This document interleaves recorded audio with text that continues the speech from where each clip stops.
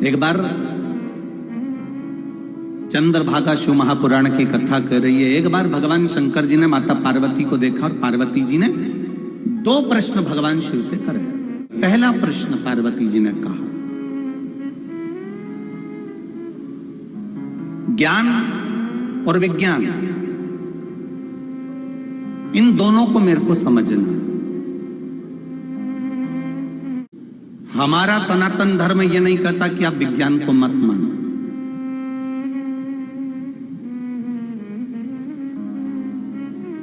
और विज्ञान भी ये नहीं कहता कि आप ज्ञान को, सनातन धर्म को या भगवान को मत मानो। जिस समय वेंटिलेटर पर पड़ा हुआ व्यक्ति अंतिम सांसें गिन रहा होता है, तब डॉक्टर जो विज्ञान को मानने वाले हैं वो डॉक्टर भी कह देते हैं कि अब उसके हाथ में है। मतलब डॉक्टर को भी मालूम है कि एक डॉक्टर हो रहे हैं। विज्ञान को मानने वाला विज्ञान को मानता है और ज्ञान को मानने वाला भी विज्ञान को मानता है।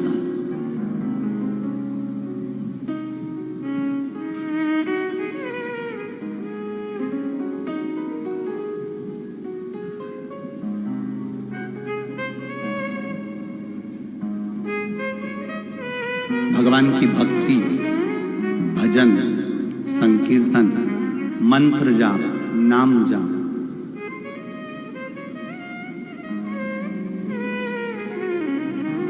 शिवजी से पार्वती जी ने पूछा, ज्ञान और विज्ञान में कोई क्रम आप मुझे समझाइए।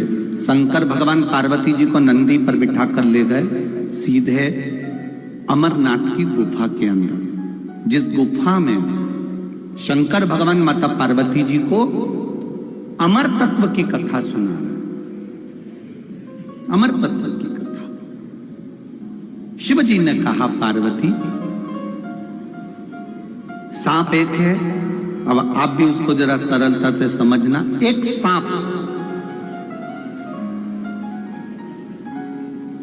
एक सर्प, सांप,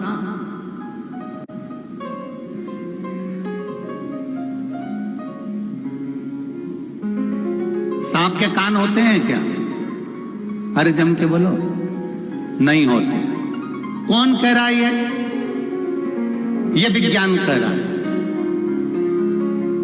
वैज्ञानिक कहते हैं, विज्ञान कहता है कि सांप के कान नहीं होते, वो सुनता नहीं। पार्वती, ये तो विज्ञान की बात हो गई कि सांप के कान, जम के बोलो जरा, नहीं होते। ये विज्ञान कह रहा है कि सांप के कान नहीं होते, वो सुनता नहीं है।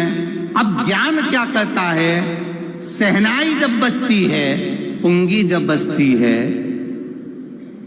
तो सांप, बोलो जम के बोलो, नाचता है कि नहीं नाचता?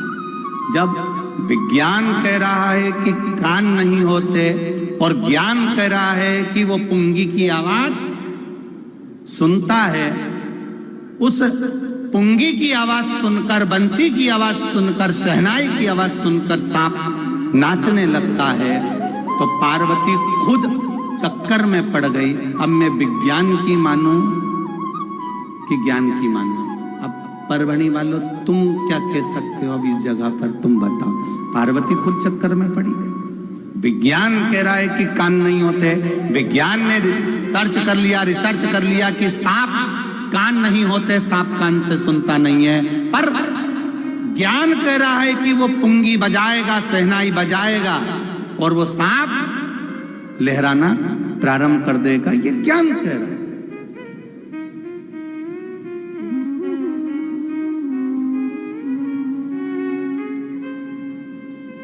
तो विज्ञान वाले ने ज्ञान वाले से पूछा, इसके कान नहीं है, ये सुनता नहीं है। तो ज्ञान वाले ने कहा, इसके कान भले नहीं हो, पर इसके शरीर की जो रोमावली है, वो रोमावली में जब पुंगी की, शहनाई की तरंग छूती है, तो इसको अपने आप आनंद की अनुभूति होकर ये खड़ा हो जाता है और स्नान आदि में तैयार हो जाता है। उसको, उसका आनंद में वो डूबने लगे।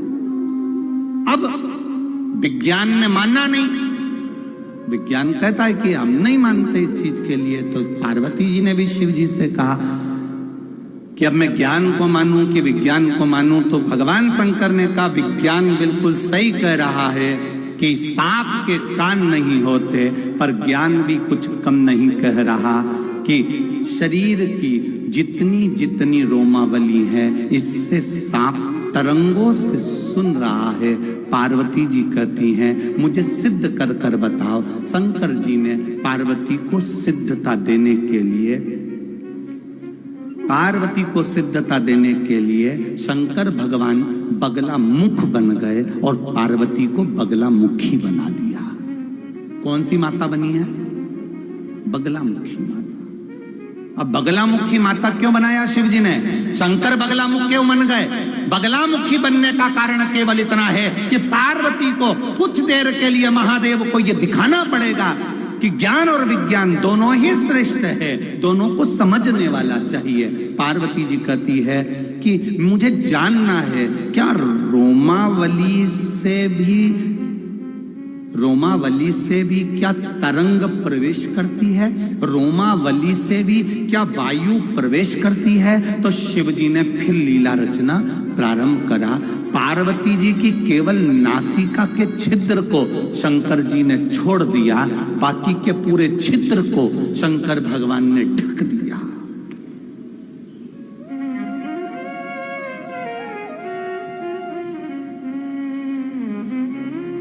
पूरे छिद्र को ढक दिया। शरीर के जितने रोम थे शंकर भगवान ने एक एक रोम को ढक दिया। इतना ढका कि कहीं अंदर वायु थोड़ी सी भी ना जाए। केवल नाक छोड़ी है जिससे पार्वती श्वास ले सकती है, श्वास छोड़ सकती है। अब पार्वती, अब आप लोग तो ये कहोगे कि नाक से ही हम सबसे ज्यादा श्वास लेते हैं, नाक होगी तो ही हम श्वास ले पाएंगे, नासिका होगी तो ही तो काम होगा। देखिए अब पार्वती जी की नासिका छोड़िए, देवाधिदेव महादेव ने पूरे शरीर को ढक दिया है। और शरीर को ढका जब देवाधिदेव महादेव ने, पार्वती जी नाक से श्वास ले रही थी। श्वास लेते लेते लेते लेते पार्वती कुछ देर में भूमि पर गिर जाती हैं। शिव जी उनको जल का छींटा देकर शरीर पे से मिट्टी को हटाने लगते हैं। पार्वती जी फिर उठकर बैठ जाती हैं। पार्वती जी ने पूछा जब मैं नाक से श्वास ले रही थी तो मैं चक्कर खाकर क्यों गिरी? मुझे ये वायु क्यों नहीं मिल रही थी? शंकर भगवान कहते हैं सुनो पार्वती, शरीर में 3.5 करोड़ रोम छिद्र हैं। ये केवल रोम छिद्र देखने के नहीं हैं, ये शरीर को ताजी वायु प्रदान करते हैं, बल प्रदान करते हैं, जिसके कारण बस ये शरीर चलता है। केवल नासिका के बल पर शरीर नहीं चलता। ये रोमावली। अभी यहां पर भजन चालू कर दिए जाएं तो भजन सुनते सुनते जो भजन के प्रेमी होते हैं ना, उनका धीरे धीरे धीरे धीरे पांव की जो नीचे तलवा होता ना, वो धीरे धीरे बैठे बैठे उसको बजाना चालू करें।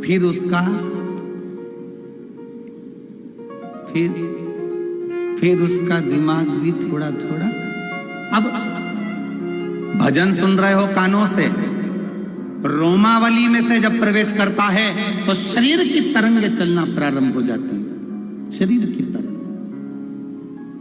लोग पूछते हैं शिव महापुराण की कथा में पहुंचने के बाद में आप कहते हो कि पंडाल में बैठकर कथा सुनो, 3 महीने में बाबा आपकी सुनता है, तो क्यों ऐसा? उसका कारण क्या है? उसका केवल एक कारण है कि यहाँ बैठकर आपके ये 3.5 करोड़ जो रोम छिद्र हैं, 21,600 श्वास जो मनुष्य के शरीर से प्रतिदिन निकल रही है, ये रोम छिद्र जो 3.5 करोड़ हैं, ये रोम छिद्र जब भगवान की कथा में जाकर बैठते हैं और इतने लोग मिलकर जब भजन गाते हैं, कीर्तन करते हैं, श्री शिवाय नमस्तुभ्यम कहते हैं, तो वो 3.5 करोड़ रोम छिद्र से अंदर प्रवेश कर जाता है और वो शरीर पवित्र होकर पवित्र काम के लिए जागरूक हो जाता है और उसका जीवन सार्थक हो जाता है।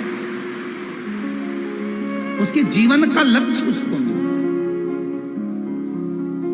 क्यों कहते हैं कि शंकर जी के मंदिर जाओ, एक लोटा जल चढ़ाओ, बेलपत्री चढ़ाओ, चावल का दाना चढ़ाओ, एक फूल की पंखड़ी चढ़ाओ, ये भी ना बने तो शंकर जी के मंदिर में सफाई करिए, आओ धोयाओ, पोछा लगा दो, झाड़ू लगा दो। इतना भी ना बने तो शंकर जी के मंदिर का शिखर का दर्शन कर लो। इतना भी ना बने तो 3 बार ताली बजाकर बम बम बोले बोल दो। इतना भी ना बने तो शंकर जी के मंदिर के सामने से निकलो तो मुस्कुरा कर निकल जाओ। इतने में भी महादेव कृपा कर देता है। केवल उसके दरवाजे की चौखट, केवल उसका स्पर्श, केवल उसका दीदार, केवल उसके दरवाजे का बल हमको मिलता है और हम बलवान बन जाते हैं।